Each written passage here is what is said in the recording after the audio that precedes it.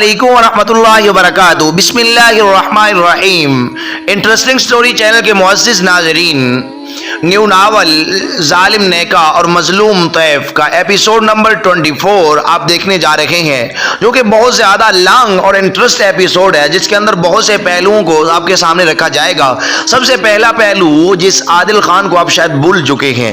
आदिल खान काफ़ी अरसे के बाद जब घर वापस लौटेगा, उसके माम डैड बहुत कोशिश करेंगे कि उसे गाइड करें, उसे समझाएं कि अब ऐशा का रोग छोड़ दे और अपनी ज़िंदगी को नॉर्मल तौर पर बसर कर, लेकिन आदिल इनकी बातों को इग्नोर करेगा और एंड पे आदिल जो है वो अपने बाप को सख्त सख्त और कड़वी कड़वी बातें जब सुनाएगा तो ज़रियाब खान इसको कत्ल करने लगेंगे। और फिर आदिल खान उसको कहेगा, ये दौलत तुम्हारी, तुम्हें मुबारक हो, आज के बाद आदिल का मुंह दोबारा ज़रियाब तुम नहीं देखोगे। ये कहते हुए वो ज़रियाब की दौलत को खैर आबाद कहते हुए इसकी नगरी से निकलेगा और कहाँ धक्के खाता आदिल, ये कहाँ जाएगा, क्या करेगा। और फिर कुछ अरसे के बाद किसी लड़की को इससे मोहब्बत होगी, वो ये आम वर्किंग शुरू करेगा, इसको वर्कर से मैनेजर बनाएगी। आया वो लड़की इसको अपने चंगल में बंसा कर ऐशा को बुला देगी या नहीं, क्या होगा आदिल की जिंदगी में, क्या तब्दीली आएगी। और नंबर 2, दूसरे नंबर पे आप जो देखने जा रहे हैं, इंतहाई इंटरेस्ट, ज़यान खान जो कि जोया को एक वीरान जंगल में छोड़कर उसके साथ जुल्म और ज्यादती करके एक रात अपने साथ रख के गया था। जब कुछ अरसे के बाद उसके दिल में मोहब्बत होगी जोया की दोबारा, और फिर वो जोया की जुदाई में रोएगा, तड़पेगा, तो फिर वो जोया को ढूंढेगा, लेकिन जोया नहीं मिलेगी, ना घर पर ना कहीं और। जमीन खा गई, आसमां खा गया, कहाँ गई जोया, लेकिन नहीं मिलेगी। क्या करेगा ज़यान, जोया को ढूंढ पाएगा या नहीं, क्या होगा इसके साथ। और नंबर 3, तीसरे नंबर पे जो आप देखने जा रहे हैं, इससे भी जबरदस्त, वो है दनियाल। दनियाल जो कि रोही जो कि हैसम खान की छोटी सिस्टर है, उसको पटाना चाहेगा। पटाना आप समझते हैं, तो उसको पटू डालेगा, यानी उसके साथ चक्कर चलाने की कोशिश करेगा। आया दनियाल अपनी चाल में कामयाब होगा या नहीं, क्या होगा, इन सब के साथ इन सब की स्टोरीज को आज एक ही एपिसोड के अंदर आपके सामने रखने जा रहा हूं, सारी गैराजियों का इजाला करने जा रहा हूं। और आपसे माजरत करता हूं, अच्छे कमेंट किया करो, आपको कमेंट पढ़ के ही दिल करता है नेक्स्ट वीडियो बनाने के लिए। और कुछ लोग ऐसे कमेंट करते हैं कि यकीन करो कि बहुत दुख होता है। तो मैं रिक्वेस्ट करता हूं कि सख्त लफ्ज़ इस्तेमाल ना किए करें, अगर हम भी दिल वाले हैं। अब चलते हैं अपनी वीडियो की जानिब, हमारे साथ रहिएगा और देखते रहिएगा इंटरेस्टिंग स्टोरी की चैनल की जो है इंटरेस्ट वीडियोस। आदिल काफी दिनों बाद हवेली लौटा था और तब से कमरे का होकर रह गया था। कम ही कुछ खाता और घर से बाहर भी कमो बेश ही निकलता था। वो तन्हाइयों का आदी हो चुका था। नसरीन बेगम जब भी इससे बात करती, वो इनकी बात को टाल देता और अपने काम से काम ही रखता था। नसरीन बेगम को इसे इस तरह देखकर बहुत तकलीफ होती थी। आज वो काफी दिनों बाद नसरीन बेगम के कमरे में आया था और अब बेड पर इनकी गोद में सर रखे लेटा था। आंखें मूंदे वो बिल्कुल खाली और ज़हन था। क्यों जिंदगी को बर्बाद कर रहे हो आदिल खान, जिंदगी गुजारो, क्यों वक्त को बर्बाद कर रहे हो। अगर ऐसा ही करते रहे तो वक्त तुम्हें बर्बाद कर देगा, नसरीन बेगम ने मुतमन्नी लहजे में कहा। तो वो इस महलाल से सांस खींचकर उठकर बैठ गया।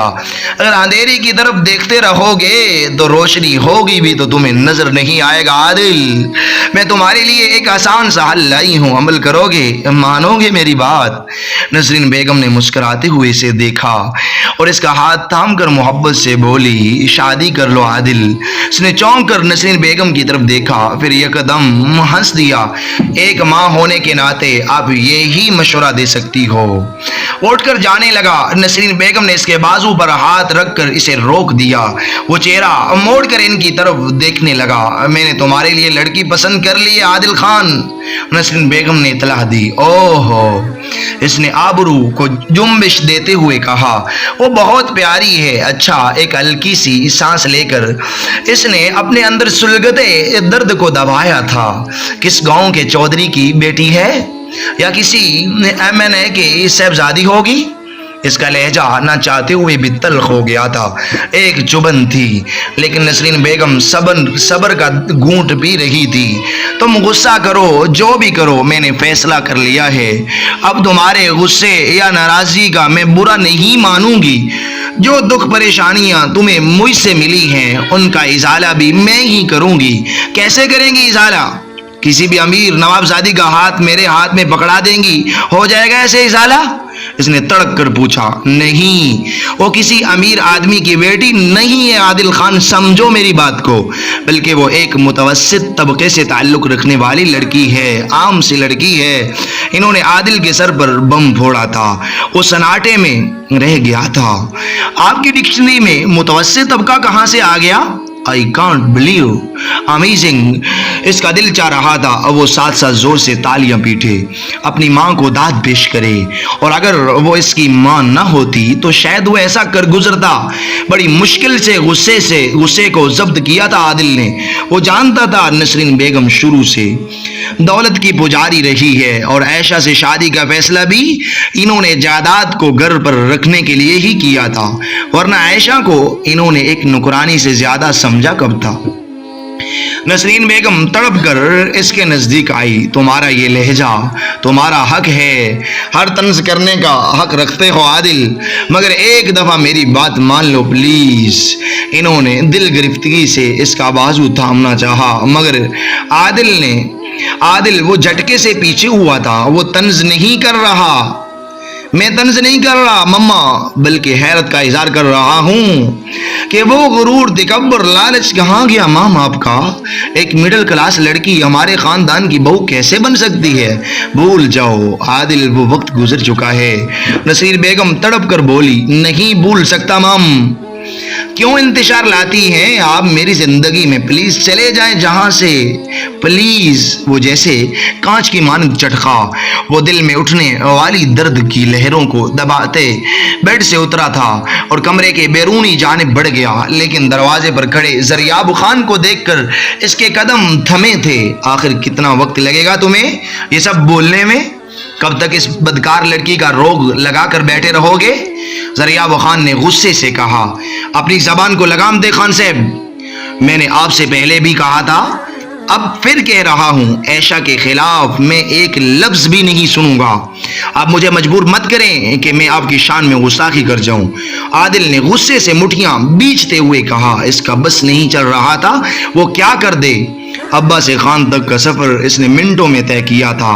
تمیز سے بات کرو عادل، یہ مت بھولو کہ اس وقت تم جس سے مخاطب ہو وہ تمہارا ابا حضور ہیں۔ نسرین بیگم نے سخت لہجے میں کہا۔ ہاں، یہ ہیں میرے ابا حضور، جو اپنے بیٹے کی محبت کو غیر کے نام پر کسی اور کے کونٹے سے باندھ آئے ہیں، جنہیں اپنی خوشی کے علاوہ کسی کی خوشی نظر نہیں آتی۔ وہ ابا حضور جو دولت کے نشے میں اندھے ہو چکے ہیں، اس نے استہزائیہ لہجے میں کہا۔ اس کے لہجے کی کرواہٹ زریاب خان کو اندر تک سلگا گئی۔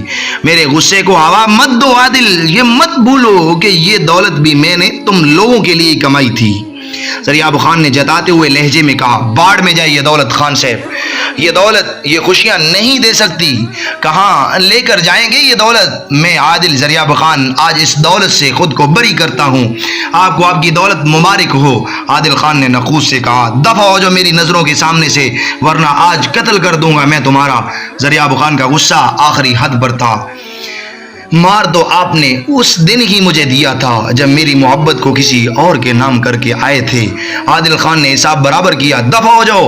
عادل زریاب خان، دوبارہ غرائے جا رہا ہوں میں، اور اب کبھی لوٹ کر نہیں آؤں گا، اور رکھیے یہ اپنی دولت اپنے پاس، میں خود اپنے لیے جی سکتا ہوں، اور بہت بہت شکریہ آپ کا کہ آپ نے مجھے اس قابل بنایا۔ اگر حالات نے موقع دیا تو آپ کا اب تک کا لگایا گیا سارا پیسہ سود سمیت میں لوٹا دوں گا تمہیں۔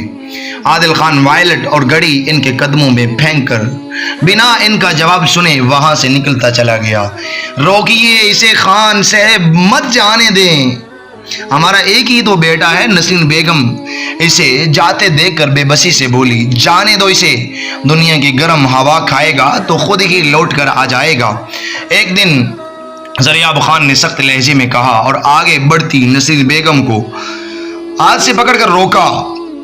اور ان کے اتنے سخت دل ہونے پر نسرین بیگم دل متوسس کر رہ گئی، جبکہ عادل کسی بھی چیز کی پرواہ کیے بغیر سب کچھ چھوڑ کر حویلی سے نکلتا چلا گیا۔ وہ اعظم خان سے لڑنا تو چاہتا تھا لیکن وہ اماں بیگم سے کیا ہوا وعدہ نہیں توڑنا چاہتا تھا۔ اس نے اماں بیگم سے کیا وعدہ نبھانا تھا، اور ایسا کب ہوتا کہ میں محبت میں اپنے محبوب کی خوشی وہ تباہ کر دیتا، بلکہ محبت میں تو اس کی خوشی محبوب کی خوشی دیکھی جاتی ہے، اور بھلے اس کے ابا حضور عائشہ کو اپنی غیرت کا نشانہ بنا چکے تھے لیکن اللہ کے کرم سے وہ خوش تھی، تو وہ کیوں کر اس کی خوشیوں کا دشمن بنتا؟ اس لیے عائشہ کی محبت کو سینے سے لگائے وہ واپس لوٹ چکا تھا۔ اس نے اپنی محبت کی سچائی کا ثبوت دیا تھا، بھلے اس کے لیے اسے خود کو خالی ہاتھ لوٹنا پڑا تھا، کیونکہ وہ جان چکا تھا محبت میں زبردستی نہیں ہوتی۔ حازم یار کون سی بل میں گھسے ہو؟ پورے گھر میں دنداتی پھرتی روہی زور زور سے چلا رہی تھی۔ اس نے پوری حویلی چھان ماری تھی لیکن اسے حازم کہیں نظر نہیں آیا تھا۔ اب صرف ڈرائنگ روم ہی رہ گیا تھا، اس لیے وہ اس طرف چلی گئی، لیکن ڈرائنگ روم میں قدم رکھتے ہی سامنے بیٹھی شخصیت کو دیکھ کر اس کے قدم تھمے تھے، جبکہ سامنے صوفے پر دراز دانیال کے لب بے ساختہ مسکرائے تھے۔ اس کی تو مانو دل کی مراد ہی بر آئی تھی۔ آپ جہاں کیا کر رہے ہیں اور یہ حازم کہاں ہے؟ روحاب نے بغیر کوئی لحاظ کیے پوچھا۔ حازم تو ابھی ہی گیا تھا بہر، لیکن ایک بات بتائیے مجھے، آپ کے جہاں مہمانوں کے ساتھ ایسے ہی پیش آیا جاتا ہے کیا؟ دانیال نے چہرے پر مصنوعی سنجیدگی لاتے غصے سے پوچھا۔ جی نہیں، اگر مہمان آپ جیسے ڈھیٹ ہوں تو اس کے علاوہ کوئی چارہ نہیں ہوتا، روحاب نے آنکھیں پھیرتے ہوئے کہا۔ مجھ جیسے؟ میں سمجھا نہیں، دانیال نے نہ سمجھی سے کہا۔ جی آپ جیسے جو آئے روز ہی ٹپکے رہتے ہیں۔ مہمان رحمت ہوتے ہیں لیکن آپ کسی زحمت سے کم نہیں ہیں۔ روحاب کہاں چپ رہنے والی تھی، بس جو منہ میں آیا بول دیا۔ اچھا آپ کو میرا جہاں آنا گراں گزرتا ہے تو میں نہیں آؤں گا، دانیال نے سنجیدگی سے کہا۔ او ہیلو، میں نے ایسا کچھ نہیں کہا، مجھے کوئی فرق نہیں پڑتا آپ کے آنے یا نہ آنے سے، روہی نے تڑک کر کہا۔ سمجھ گیا، آپ چاہتی ہیں میں آتا رہوں، دانیال نے مانا خیزی سے کہا۔ آپ زیادہ خوش فہمی اپنے دل میں مت رکھیے، روہی نے مصنوعی مسکراہٹ لبوں پر سجاتے پلکیں جھپکتے ہوئے کہا۔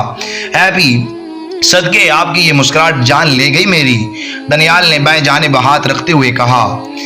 اس کی بات پر روہی نے اپنے مسکراتے لب مزید پھلا کر بولی، لیجئے میں مسکرا رہی ہوں، آپ مر جائیے اس مسکراہٹ کو دیکھ کر مریے۔ دانیال تو اس کی اس ادا پر ہی غش کھا کر رہ گیا تھا۔ کیا چیز تھی یار یہ لڑکی؟ Are you mad? روہی بس بکواس کرتی رہتی ہو ہر وقت، کبھی تو سوچ لیا کرو کہ کیا بولنا ہے اور کیا نہیں۔ دروازے پر کھڑا حازم اس کی بات سن چکا تھا اور اب ان کی جنگ بدر شروع ہونا طے تھی۔ میں نے سوچ کر ہی بولا ہے، مانا کہ تم نکمے تھے لیکن دوست بھی اپنے جیسے بنا لیے۔ شیم آن یو حازم، روہی نے ڈٹائی سے جواب دیا۔ تو تم کہاں کی پرنسس ہو اور تمہاری فرینڈز کو تو دیکھ کر ہی میری ہنسی چھوٹ جاتی ہے، اسی کے لہجے میں جواب آیا تھا۔ او اچھا صبر کرو، ابھی رباب کو تمہاری عظیم قول کے بارے میں بتاتی ہوں، روحاب نے مسکراتے ہوئے کہا۔ سوری روہی یار، تم تو بالکل ریپینزل جیسی ہو، خوبصورت لمبے بال اور دنیا کی حسین ترین لڑکی ہو۔ دیکھو یار پلیز روبی کو مت بتانا، حازم نے گرگٹ کی طرح رنگ بدلا تھا۔ وہ حازم جو کچھ دیر پہلے اسے ڈانٹ رہا تھا اب اس کی منتیں کر رہا تھا۔ دانیال تو یہ سب دیکھ کر ہی حیران رہ گیا، وہ جیسے جیسے روحاب کے بارے میں جان رہا تھا اس کی حیرانی بڑھتی جا رہی تھی۔ اس لڑکی کو سامنے والے کو زیر کرنا آتا تھا۔ اٹس اوکے، نیکسٹ ٹائم دھیان رہے، روحاب نے ایسے کہا جیسے اس نے کوئی بہت بڑا احسان کر دیا ہو۔ اس سے پہلے کہ حازم کچھ کہتا، عائشہ کی پکار پر حازم وہاں سے نکلتا چلا گیا۔ کیا چیز ہو یار تم، چھوٹی دنیا بڑا دھماکہ، دانیال نے اپنی ہنسی ضبط کرتے ہوئے کہا، اور روہی تو مانو اس کی بات سن کر سکتے میں آ گئی تھی اور ہوش آتے ہی غصے سے بولی، پنگا نہ لو مجھ سے، یہ نہ ہو یہ دھماکہ آپ پر ہی بلاسٹ ہو جائے۔ اتنا کہتی غصے سے پاؤں پٹکتی دروازے کی جانب بڑھ گئی۔ پنگا تو اب آپ سے لے ہی لیا ہے محترمہ، اب بلاسٹ ہو یا کچھ بھی ہو، ہونا تو آپ کو میرا ہی پڑے گا۔ ناظرین یہ ناول ابھی تک جاری ہے، آپ تمام تر داستانیں، تمام تر تفصیلات آپ نیکسٹ ایپیسوڈ میں دیکھیں گے۔ تو تب تک کے لیے ہمیں اجازت دیجیے، اللہ حافظ، کیونکہ مغرب کا وقت ہو چکا ہے، اب نماز کا وقت ہے، بعد میں انشاءاللہ نیکسٹ ایپیسوڈ جہاں سے آگے سٹارٹ کیا جائے گا۔ اللہ حافظ۔